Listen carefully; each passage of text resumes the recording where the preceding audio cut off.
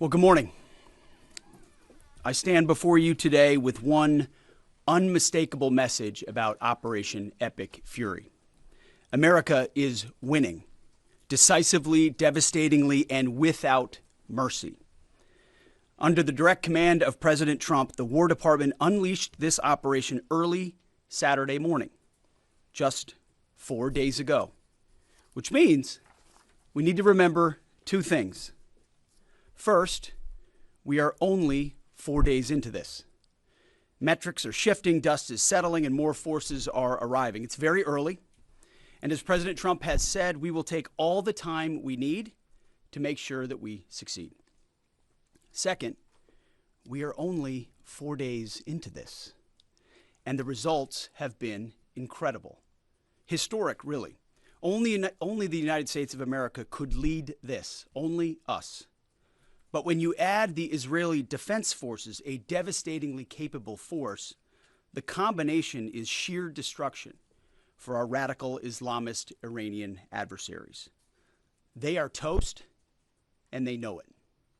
Or at least, soon enough, they will know it.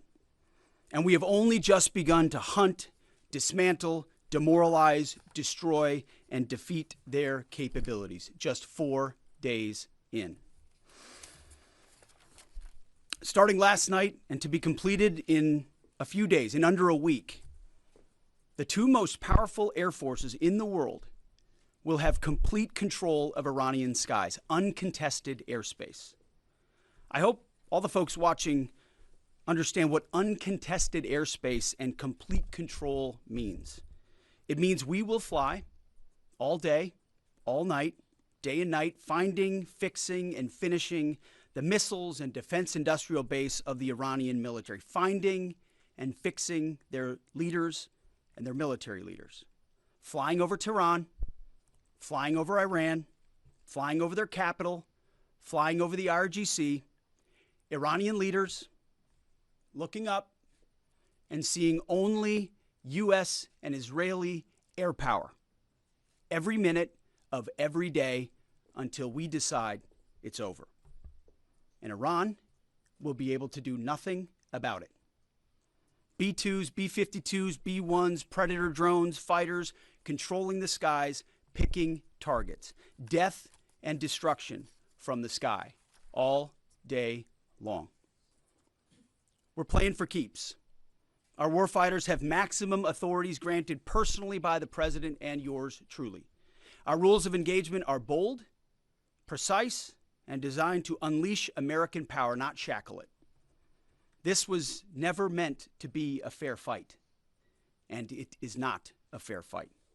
We are punching them while they're down, which is exactly how it should be. Thus far, Operation Epic Fury has delivered twice the air power of shock and awe of Iraq in 2003, minus Paul Bremer and the nation building. The campaign has 7 times the intensity of Israel's previous operations against Iran during the 12-day war, 7 times. And as President Trump said, more and larger waves are coming. We are just getting started. We are accelerating, not decelerating. Iran's capabilities are evaporating by the hour, while American strength grows fiercer, smarter, and utterly dominant. More bombers and more fighters are arriving just today. And now, with complete control of the skies, we will be using 500-pound, 1,000-pound, and 2,000-pound GPS and laser-guided precision gravity bombs, of which we have a nearly unlimited stockpile. We used more exquisite standoff munitions at the start, but no longer need to. Our stockpiles of those, as well as Patriots, remains extremely strong. The enemy can no longer shoot the volume of missiles they once did, not even close. And the chairman will lay out some of those percentages. So our air defenses and that of our allies have plenty of runway. We can sustain this fight easily for as long as we need to. And as I said yesterday, we set the terms. Now, you may not see much of it because the IRGC shut off the internet to the entirety of the country. They blind their people on purpose, just like they kill their own on purpose. Much was made of the volume of missiles Iran was able to shoot in the first few days. And sadly, as we projected, a few got through and killed 6 of our best, who will hopefully arrive home soon. We will avenge them, no doubt. But I liken Iran's predicament to a football team who scripted the first 20 plays of a game. The team knew what plays to run because their first few drives were scripted.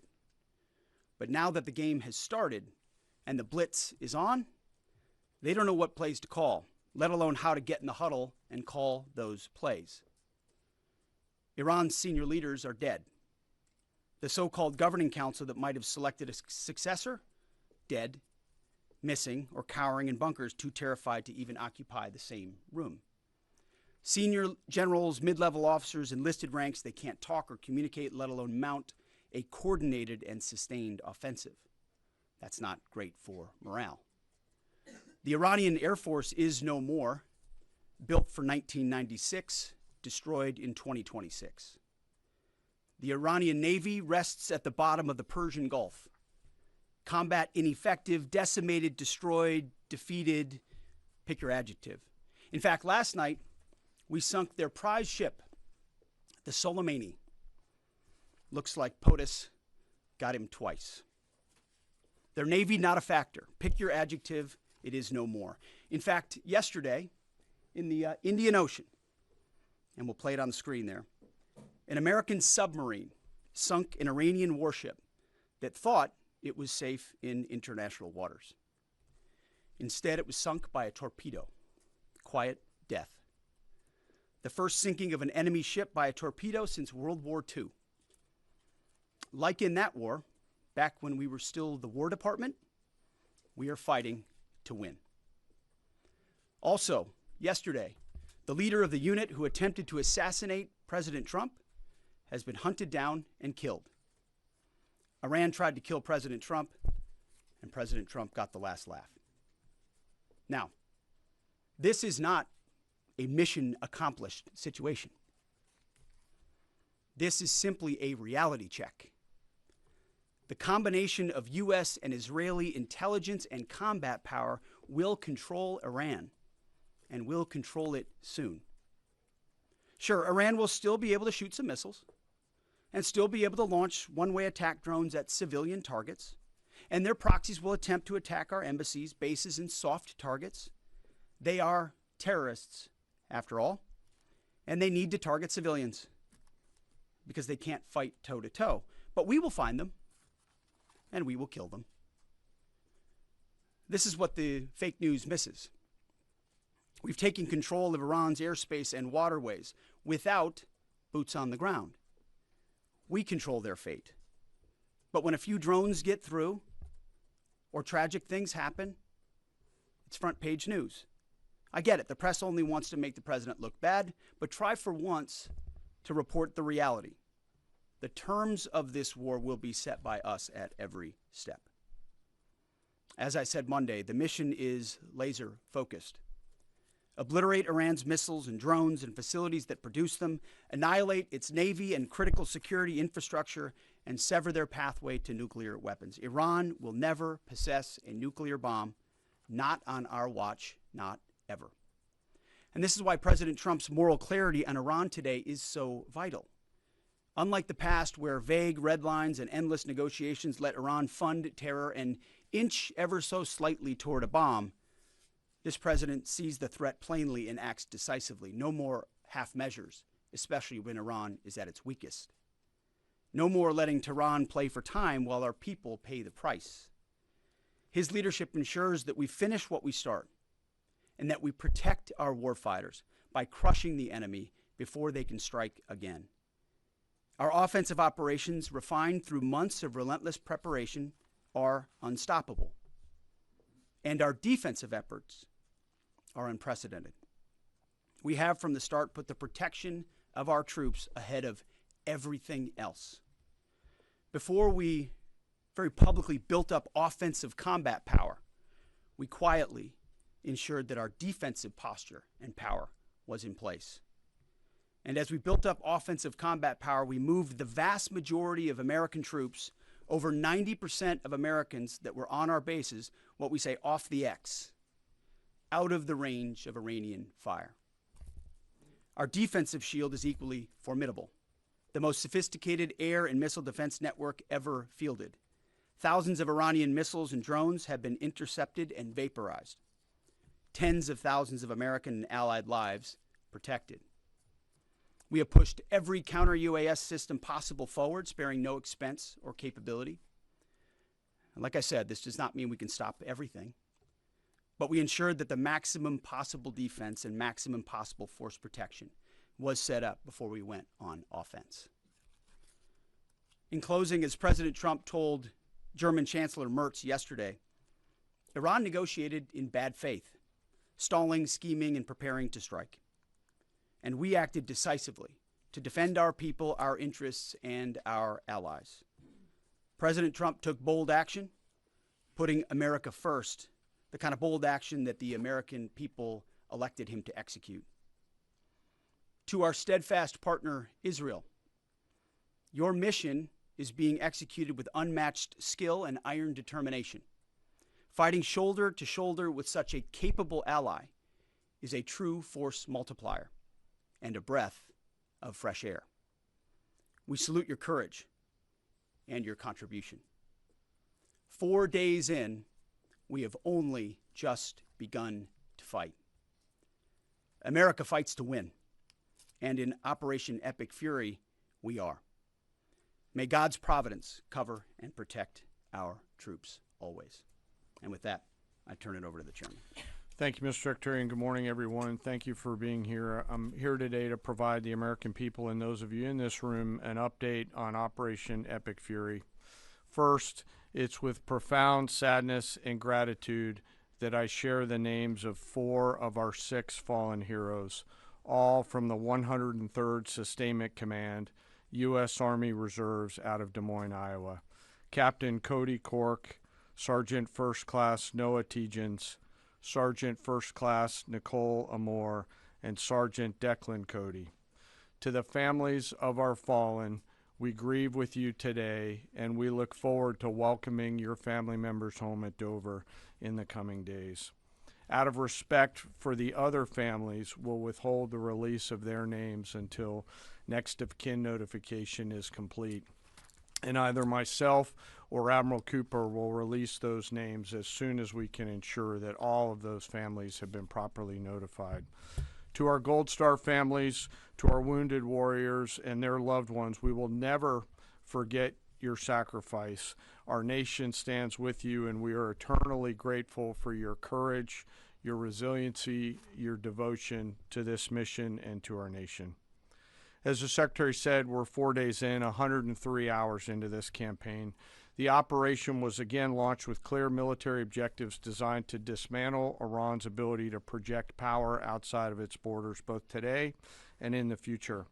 First, we are targeting and eliminating Iran's ballistic missile systems to prevent them from threatening the U.S. Forces, partners, and interests in the region. Second, we are destroying the Iranian Navy, degrading its capacity, capability, and ability to conduct operations, not just in the Central Command AOR, but as the Secretary showed in the video, around the world. Third, we're ensuring Iran cannot rapidly rebuild or reconstitute its combat capability or combat power, and those phases will begin as the campaign continues. As of this morning, U.S. Central Command is making steady progress. Iran's theater ballistic missile shots fired are down 86% from the first day of fighting, with a 23% decrease just in the last 24 hours. And their one-way attack drone shots are down 73% from the opening days. This progress has allowed CENTCOM to establish localized air superiority across the southern flank of the Iranian coast and penetrate their defenses with overwhelming precision and firepower. We will now begin to expand inland, striking progressively deeper into Iranian territory and creating additional freedom of maneuver for U.S. forces. Let me explain a little bit about how we're thinking about staying ahead of the enemy. First, over the past several weeks, Admiral Cooper and the CENTCOM team have refined their operational approach to the region. Their planners identified key centers of gravity that would allow Iran to project power outside of its borders. They thought about how to isolate critical vulnerabilities and determined where, with precision, the greatest strategic effect could be achieved. As a result of this, CENTCOM is now shifting in day 4 already from large deliberate strike packages using standoff munitions at range outside an enemy's ability to shoot at us, now into stand-in precision strikes overhead Iran. As the Secretary said, this is a point of munitions transition from standoff munitions to stand-in munitions like joint direct attack munitions, which are GPS-aided free-fall weapons, and other things like Hellfires, etc. This will allow the joint force to deliver significantly increased precision effects on the target. The throttle is coming up, as the Secretary said, as opposed to ramping down. This will allow us to maintain consistent pressure on the adversary over the coming days, disrupt their launch timelines, and impose cost every day around the clock. I know there have been a lot of questions about munitions. We have sufficient precision munitions for the task at hand, both on the offense and defense.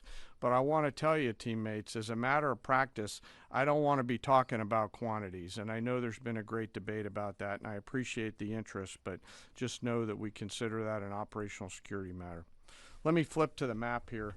Hopefully I don't kill anybody with a laser pointer. As I mentioned earlier, and for you with the camera right there, my friend, I hope I don't ricochet off and hurt you. Over the initial days, the U.S. Joint Forces continued to attack and attrit ballistic missile capabilities as well as integrated air defense capabilities along the southern axis. Along the northern axis, Israel and the Israeli Air Force has predominantly been working integrated air defense targets along the northern flank, as well as medium-range ballistic missile capability as well. From the sea, the USS Ford has continued to project combat power here, as well as the bomber pulses that we talked about in the opening days of this briefing. Along the southern axis, the USS Abraham Lincoln Strike Group has continued to provide pressure from the sea along the southeastern side of the coast and has been attriting naval capability all along the strait and up into the Arabian Gulf at a size and scale sufficiently to address the targets required. To date, we've hit over 2,000 targets, as Admiral Cooper said in his video last night. We've destroyed more than 20 Iranian naval vessels, including, in addition to the frigate outside of the area, 1 submarine, and effectively neutralized at this point in time Iran's major naval presence in theater out there. As the Secretary showed the video, for the first time since 1945, a United States Navy fast attack submarine has sunk an enemy combatant ship using a single Mark 48 torpedo to achieve immediate effect, sending the warship to the bottom of the sea. I want to remind everybody that this is an incredible demonstration of America's global reach. To hunt, find, and kill an out-of-area deployer is something that only the United States can do at this type of scale. Over the next 24 to 48 hours, CENTCOM will continue to strike infrastructure and naval capability, and will continue to assess our progress against the military objectives. It does take time for us to collect that information and to assess en route. Much of our intelligence, surveillance, and reconnaissance capability is currently hunting and killing ballistic missile launchers and one-way attack capability. We're precise in that assessment, and we call balls and strikes in that assessment. We take that matter seriously. Iran, on the other hand, has been indiscriminate and more imprecise in their attacks. They fired more than 500 ballistic missiles and more than 2,000 drones, striking innocent civilian targets throughout the region. Our partners are answering the call to defend themselves right alongside us. Jordan, Bahrain, Saudi Arabia, the UAE, Qatar, and Kuwait are all defending their people with their own combat capability, with precision and restraint. Jordanian air defense crews recently intercepted a cluster of Iranian one-way attack drones headed to Amman. Bahrain's air defense forces shot down an inbound drone approaching Manama's maritime infrastructure, protecting both their population and critical shipping lanes. Saudi Patriot batteries stopped a salvo of ballistic missiles aimed at energy facilities near Dhahran. The UAE neutralized multiple drones targeting Abu Dhabi's industrial zone, demonstrating speed and precision. And Qatari fighters for the first time have shot down 2 Iranian bombers that were en route to their location. Together, these nations are helping to defend themselves and project power as required against the enemy. We're 100 hours in. It's still very early, as the Secretary said, but the balance is shifting. We've always got to remember that these operations are complex, dangerous, and far from over. Our soldiers, sailors, airmen, Marines, Guardians, and Coast Guardsmen remain in harm's way, and we must be clear-eyed that the risk is still high. This is combat. Let us never forget this. As we continue, I ask that we hold all of our deployed teammates in our thoughts, those standing the watch, flying the sorties, sustaining the fight, and carrying our nation's burden. And I'll stop where I started, and that's remembering our 6 fallen who will return home as soon as possible. I remain humbled, grateful, inspired by every day the valor and professionalism of our joint force.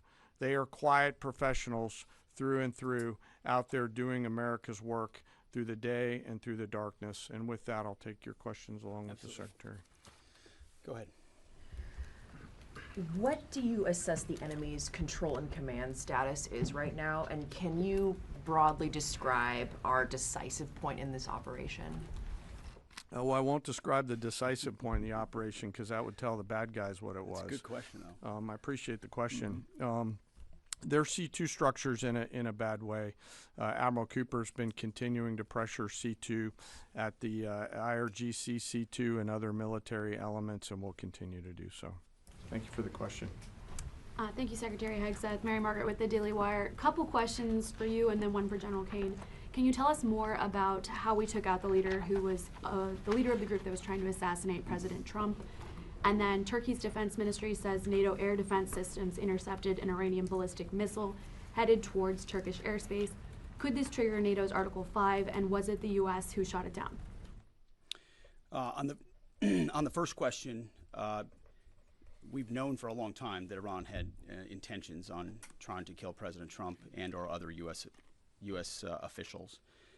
And while that was not the focus of the effort by any stretch of the imagination, in fact, never raised by the president or anybody else, I ensured and others ensured that those who were responsible for that were eventually part of the target list. It wasn't the beginning of the effort. We were focused on missiles and launchers, and that's the focus. But ultimately, if we had the opportunity to get at those who are trying to get at Americans specifically, we would. And so we eventually had the opportunity to do that from the air. And then on the matter with Turkey, I'll have to get back to you on exactly what the intercept looked like at that. We're aware of that particular engagement, although no sense that it would trigger anything like Article 5. No. Tie right there. You got a tie on. Yeah. Thank you. Tom Bateman with the BBC. Can you give us an update on what the administration knows, what you know now about the reported strike on a girls' school in southern Iran on Saturday? All I can say is that we're investigating that. We, of course, never target civilian targets, but we're taking a look and investigating that. Red tie in front. Just on the basis that with the information you would have, your reconnaissance abilities, ability to gather information, I mean, it's several days on now. So is there any clarity on whose munition this was? We're investigating it. Thank you. Secretary, so there are reports that the administration is considering arming Iranian Kurdish groups. So could you please clarify that whether any such plan has been authorized and whether Congress or regional partners has been notified and consulted? All I would say is none of our objectives are premised on the support or the arming of any particular force. So what other entities may be doing, we're aware of, but our objectives aren't centered on that. Green, right there. Yeah, thank you, Mr. Secretary. Mike Lynn, Washington Times. Can you talk a little bit about the deconfliction process that's going on? You have two parallel operations, Epic Fury and Roaring Lion. How are you making sure they're not interfering with each other? Sure, I'm happy to take that. Thank you for the question. We have liaison officers on both sides. There are U.S. CENTCOM teammates out in Israel, and there are Israeli Defense Force teammates at the relevant command and control nodes within the U.S. CENTCOM enterprise. Routinely, Admiral Cooper is talking to the IDF Chief of Defense, and I will occasionally speak to him through the arc of this. I've spoken to him a few times already. That allows us to coordinate, integrate, and synchronize activities while maintaining separate efforts. And when I said a breath of fresh air, I really meant it. Usually it's us with some ancillary benefits from allies who are maybe willing but not as capable. When you have both the will and the capability of an ally that can really bring things to bear, we take certain targets, they take certain targets, and when you coordinate it, it has incredible effects. Right here. Secretary Hegseth, with respect to House Minority Leader Hakeem Jeffrey's statement that the Iran mission will end in failure, what kind of message does that send to our enemies, and what does it do to the motivation of our troops? Well, I've been through that movie before with the Democrats rooting against the country. Our generation saw that in our battlefields. I think it's pretty unprecedented and unfortunate that it would occur 4 days in to an operation where, as the chairman laid out, America's best are operating in an incredibly challenging environment where they're having incredible success, but they're meeting a determined adversary. And he's been privy to briefs that we've provided. He knows how effective this has been. He's being disingenuous, which we're used to. Right here. Thank you for taking my question. Heather Mullins, Lindell TV. One of the questions I have is just really regarding the intelligence that indicated that this was something the U.S. had to get involved with at the time that you guys did. We had Operation Midnight Hammer back in June. We obliterated their nuclear facilities. What was the intelligence that suggested that somehow they became a threat once again that required us to get involved with Operation Epic Fury? I appreciate the question. The evidence in front of us since the 12-day war was that Iran had no intention of actually negotiating a nuclear deal that truly meant they did not have a pathway to the nuclear bomb. And they had a moment. Jared Kushner and Steve Witkoff, two of the best negotiators in the world, poured into that negotiation, giving them every single possible opportunity to release that ambition, and they didn't. And the intelligence that we saw they didn't intend to do it in good faith, that they had the intentions eventually to get to a place where they could have a conventional shield to block their nuclear capabilities, as I talked about yesterday. So I would separate the what from the when a little bit. The what is they've been killing Americans for 47 years. They have thousands of missiles pointed at us. They have ongoing nuclear ambitions, and they're at the weakest they've ever been. So the when became, in a particular, hey, what makes the most sense to do this to ensure that the narrow objectives we have of ensuring they never have a nuclear weapon have a maximum effect?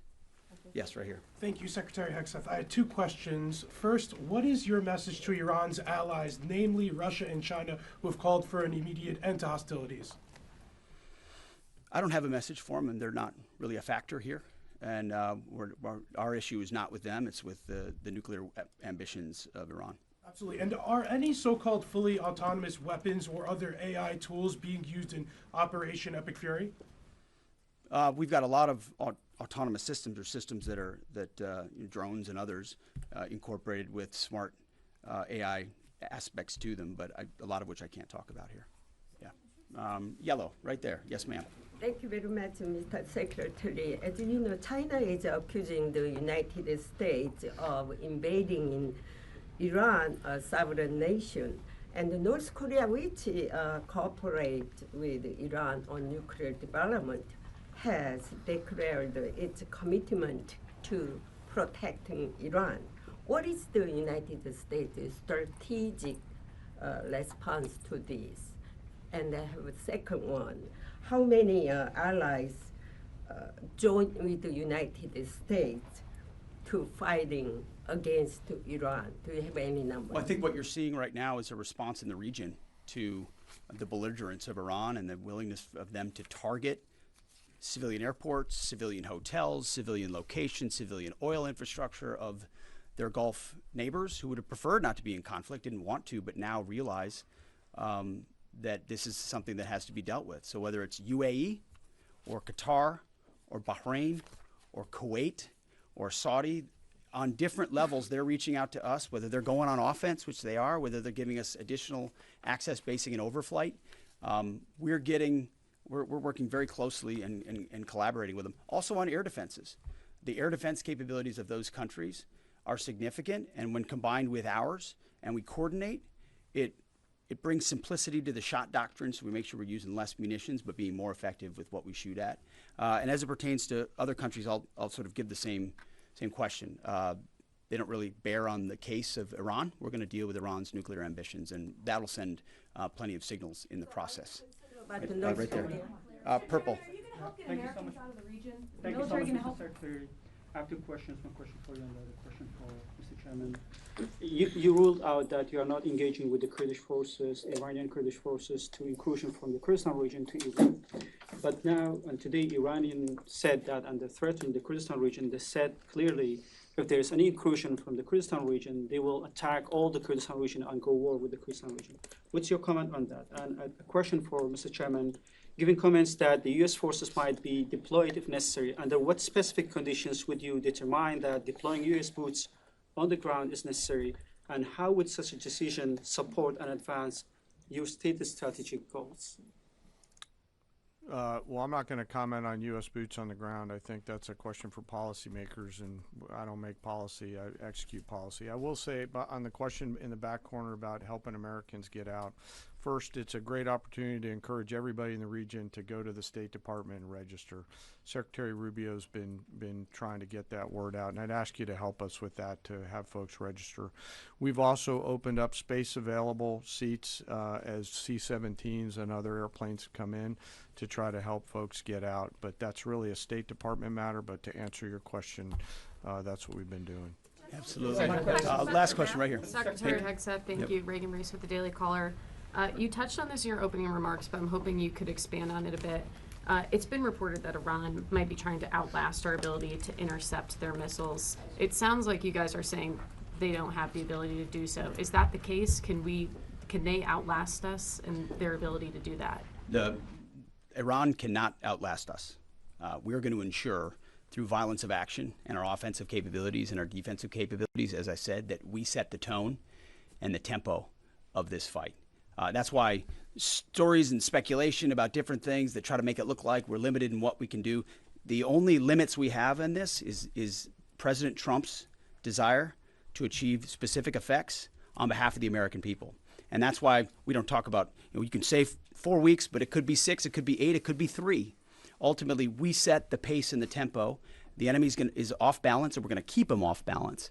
And we know their ability to shoot versus our ability to defend. That difference gets wider and wider every day. Our defense gets better, their offense capabilities diminish.